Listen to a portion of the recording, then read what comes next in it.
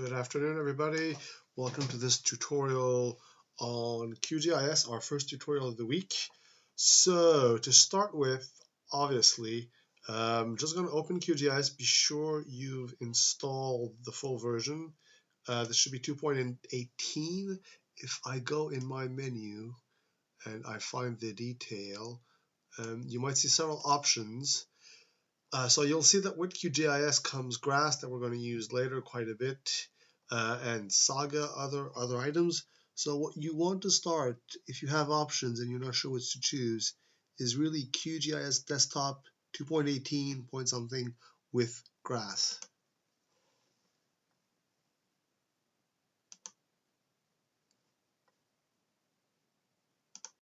Okay, so here we are. QGIS is open.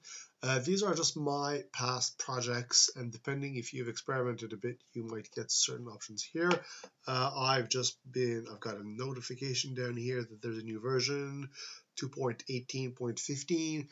That's not critical, so we'll just go on with 2.18. So at first, to simply hit the blank page on the top left here, to just blank the screen out and get the basic layout. So this is the basic layout for QGIS. It's actually very similar to most GIS programs in the sense that you have a main canvas in the center part. You have here file directories on the top left, the traditional layers panel on the bottom left, and here on the right you have toolboxes. These are tools that we're going to use. You see some of those that I've been experimenting with. And you see here is some integration with grass, although grass is probably better used as a separate package. We'll see that later. So then, of course, you have all the usual open, save. We have a map composer here, which we're going to use later on in the tutorial at the end. And you have a lot of options. Now, like I said in the lecture, we are going to go straight in and work and set our coordinate system. So the fastest way, there are always many ways to do things in GIS, but the fastest way in QGIS to set your coordinate system is to actually go down here. You see here, EPSG 4326. So QGIS uses the EPSG system. At the moment, it's 4326. This is actually a button. If you click on it, it will open the coordinate system. So in QGIS, coordinate reference system is abbreviated as CRS. So the first thing we want to do is enable transformations on the fly, and this will activate all these menus. Now we're going to use the UTM system for Northern India where we are, so we're going to select this one here. If you don't have that, you can type in filter, you can type in simply UTM zone 48, and the filter will appear here, and you can simply select that. Okay, and now you see our coordinate system is ready, and this is really the first point. So obviously, it goes without saying that this implies that your first decision when you work on a GIS project, remember, is deciding your coordinate reference system.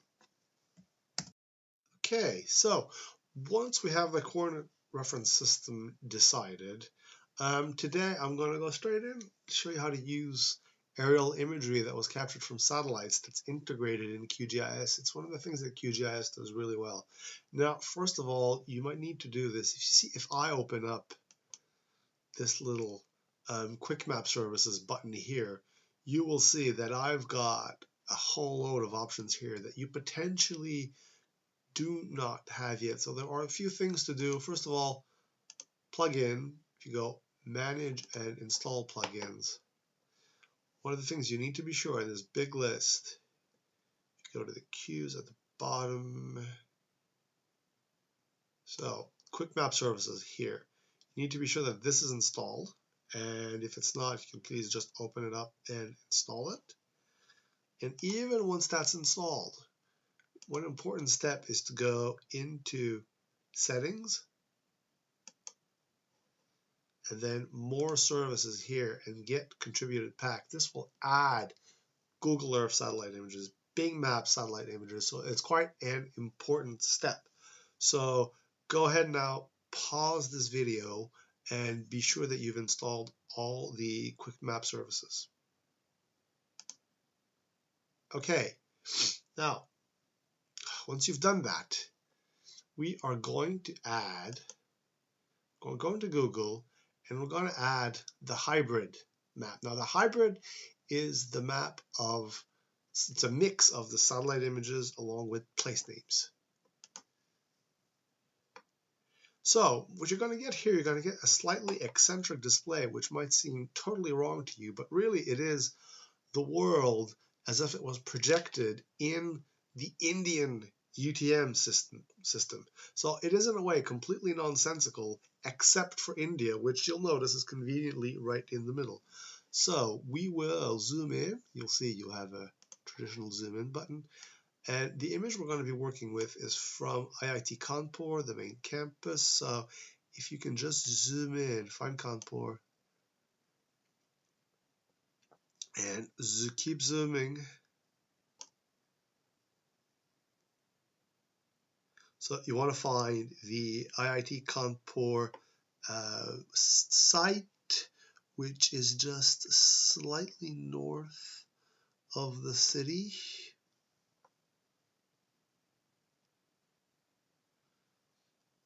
See, here it is, Indian Institute of Technology. One of the things you might recognize is that there's an airstrip on the north of the campus.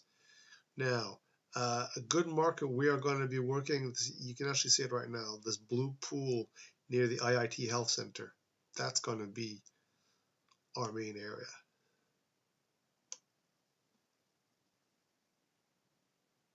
Okay, now you can zoom in potentially a bit more.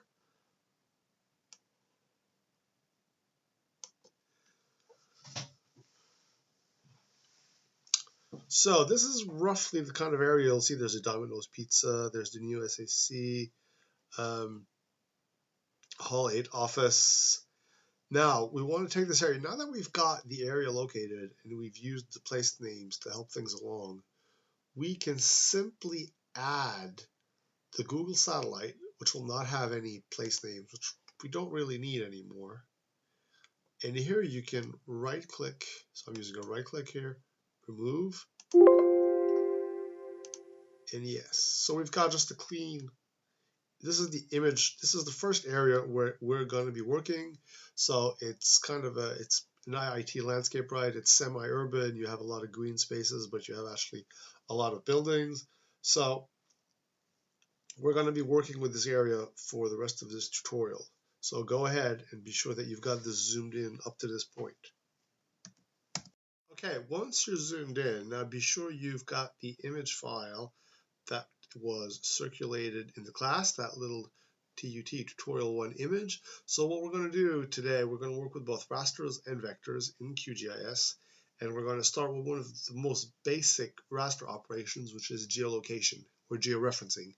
Now, in this case, I think the advantage of having this set of Google Earth imagery underlying it is that we already have visible markers on the ground. We see the landscape.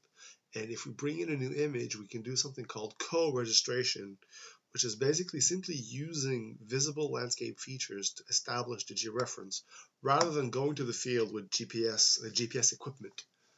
So we are going to first of all open the raster georeferencer. So in the raster menu, go to the georeferencer like so.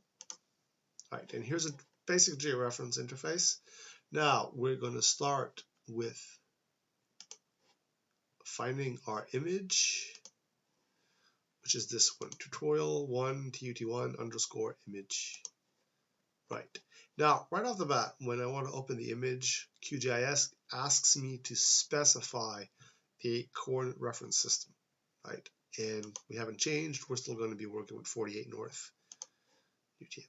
And there's our image, right? You'll surely recognize things from the Google image. Now, before we start georeferencing this, we are actually going to go into the settings, which is this little yellow pinwheel, transformation settings, and we're going to adjust things. Now, we're actually going to start today with a first order polynomial, and we'll see we'll improve things. Now here, selected CRS, be sure to hit this. Be sure to check that you're very much in 48 North, and that everything is consistent. Now, we can set an output raster. So I'm going to call this TUT1 IM, and I'm going to go underscore poly1 because this is polynomial 1. Right. Okay, now the registration process when we have two images is actually quite simple. So the first thing, you've already got it activated here. It's this tool here, add point. Find a point on your image that is a visible feature that you can see both in this image and in the Google image. I'm going to pick this fountain here. The middle nub is visible. I'm going to click on it once. And right away, QGIS gives me two options. I could enter coordinates manually, but there's this nice little option here from Map Canvas. You click on that. It returns you to the map canvas. And now the objective is, of course, to click on the equivalent point. Now, it works best at the moment. It is not wise to go for the pan option. That'll break the flow. So the trick is to use the mouse wheel to zoom in and out. If you place your cursor over an object and you zoom in, QGIS will zoom in on that object. So we're going to zoom in. QGIS is we're going to try to pick the middle. This is obviously a slightly more approximate operation. You're going to go back to the georeferencer. You're going to say, okay. Now, let's see. We need more features. Let's go to completely the other end of the image. Let's select the southeastern corner, of this pool. Click once from Map Canvas. Now here, again, don't pan. You need to zoom out with the mouse wheel. So roll back. Wait for the map to reload. Find your target, but before you click, zoom in with the mouse wheel until you have an adequate zoom, and then click. Okay. Now let's go to 4 points. Now there's an interesting feature here. One thing to be cautious about. You'll notice that this court has actually been moved between the Google and the Bing and the airborne imagery. So be very cautious. Let's pick the corner of this amphitheater here. That's a nice clean point. Map canvas. Again, zoom out. Wait for Q. Zoom in.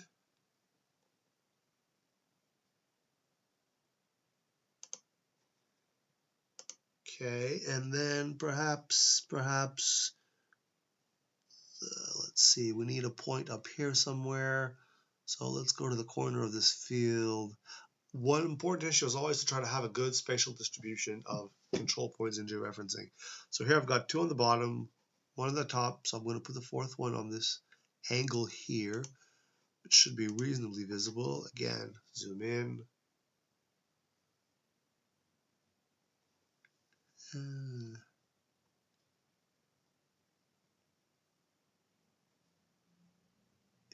Here we are.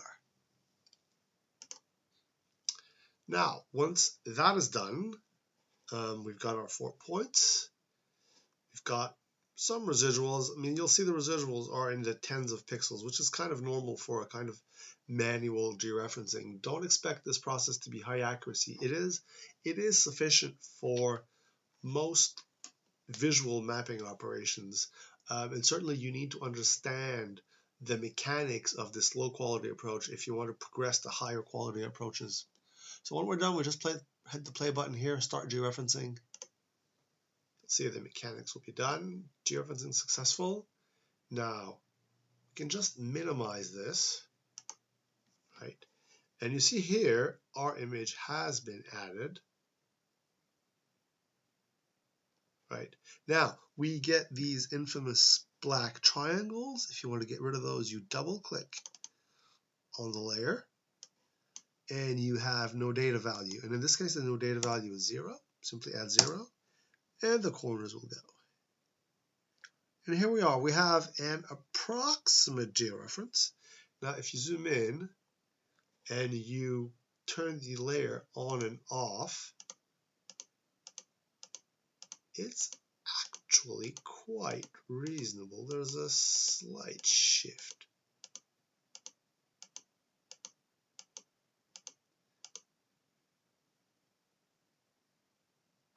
So this could be improved.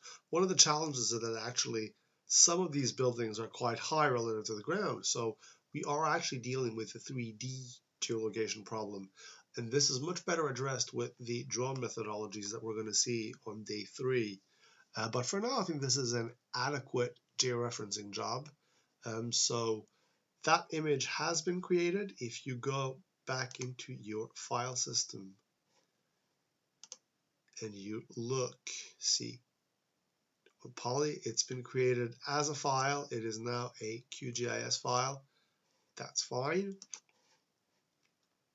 And that basically gives us this good, high quality image that we can work with if we need more detail than the Google Earth imagery. So now we've got an image. So let's do some vectors. The vector creation menu starts on the vertical left here, this panel here. So here we see buttons to add existing vector and raster layers, to add queries, also map. Now, here is the button with the new shapefile layer. So we get, first of all, the standard choice, point, lines, and polygons. I want to outline some features, so we are going to use polygons. Coordinate system, very important. See, at the moment, it's in EPSG 4326, which is standard latitude, longitude. We don't want that. We need to hit the coordinate button, find UTM 48, go. If you get more advanced, you can start with fields. QGIS supports all the same vector field operations that you would have in other GIS packages. So at the moment, let's just leave it like that. And we give it a name. So let's go for buildings.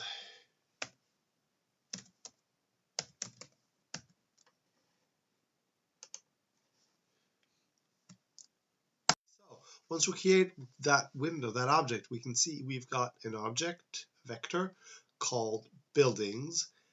It of course does not have any information because we haven't digitized anything yet. So the edit button, I'm sure most of you are already looking for. If we go up here, toggle editing, we can edit. Now we have these buttons that have become active. So features, you can add a feature, you can add circular strings. So let's add this feature. Now you'll see the cursor is transformed to a crosshair with a little white box around it. So let's just go ahead and draw a few of the main buildings here. And this becomes a very standard digitization tool.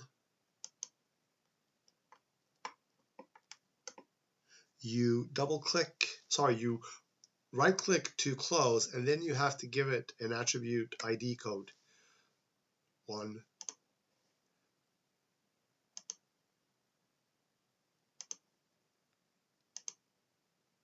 So I'm going to go on here, and I'm going to ditch. So again, right click 2. Remember now this is the second one, so I'm giving it an attribute code of 2.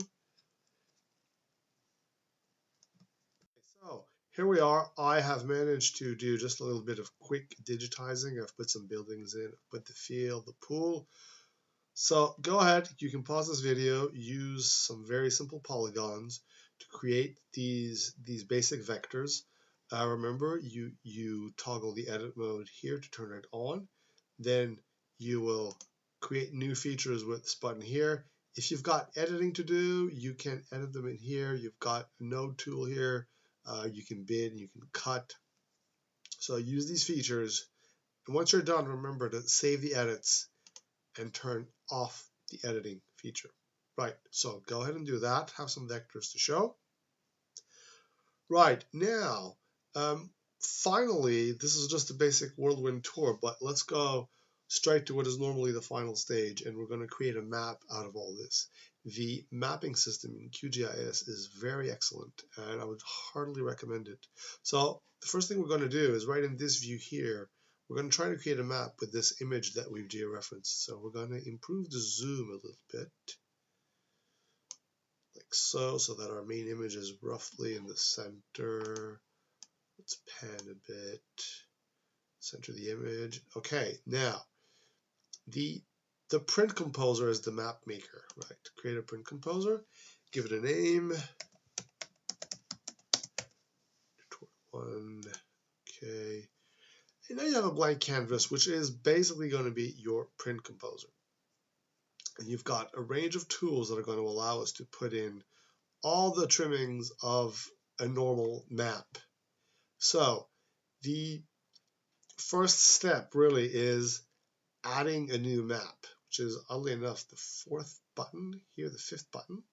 So we're going to add that map. Now what this is going to do is, as you draw an area on this map, it is going to reproduce the framing of the main QGIS window. This is why I've just adjusted my zoom in QGIS. So let's start at the top. Typically, let's leave a fringe on the side for the legend, the scale bar, like so. And here we go. QGIS has just popped in our main image. Typically, there's no absolutes here. I like then we could add the labels, could add an image, but let's start by adding a legend here. So these are, see, these are vectors. Google Satellite is there, and the image name. Now the image name is perhaps a bit obscure. You might need to improve that if you want to map it. Let's add a scale, like so. So that, of course, is to scale with the map. Now, one slight difficulty with QGIS is the infamous north arrow. Of course, we are going to need a north arrow for this. And this is actually done by adding an image. So we're going to go to the corner here. Going to add an image. Now, as you add an image, you'll see there's this option here, search directories. It's going to load the previews. These are the QGIS directories where the images are stored. And now it's obviously updating my list of icons. If I do this for you the first time, there we go.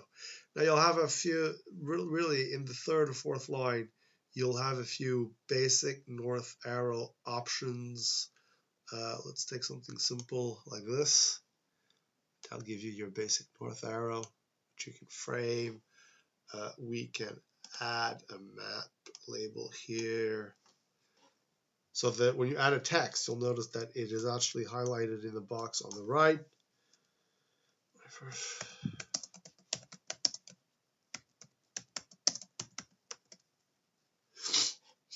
So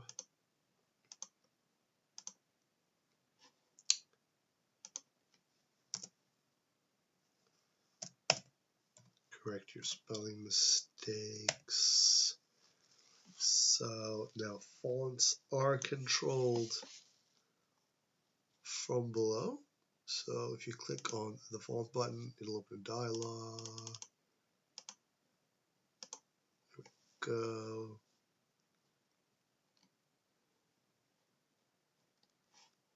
And you can also get rid of the lines.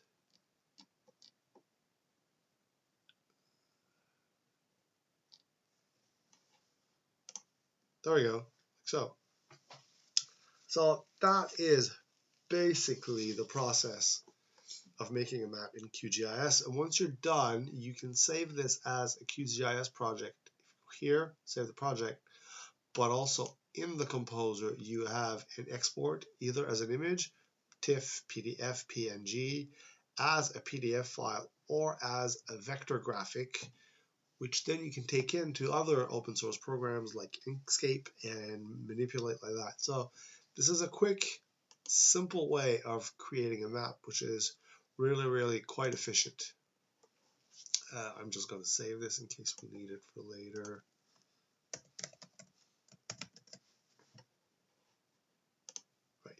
And now it's saved it. So that was the essence of the key objectives for the first tutorial. If you still have time, what I recommend that you do is you try to manipulate the colors. So for example here, our vectors are opaque, and that is somewhat cumbersome because we lose all the information in the image. However, of course, we can do some transparency. So if you literally double click on a vector object, you will open the fields. And right off the bat, you'll see a whole list of object styles in which is transparency. Let's make this a good 45% transparent. Apply. See, in here, we've retained some of the information. I can do this with the pool.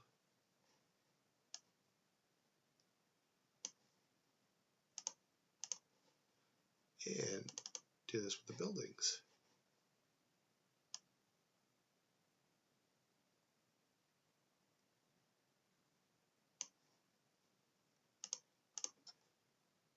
Now, if we go into the print composer, at this point, there is a refresh button,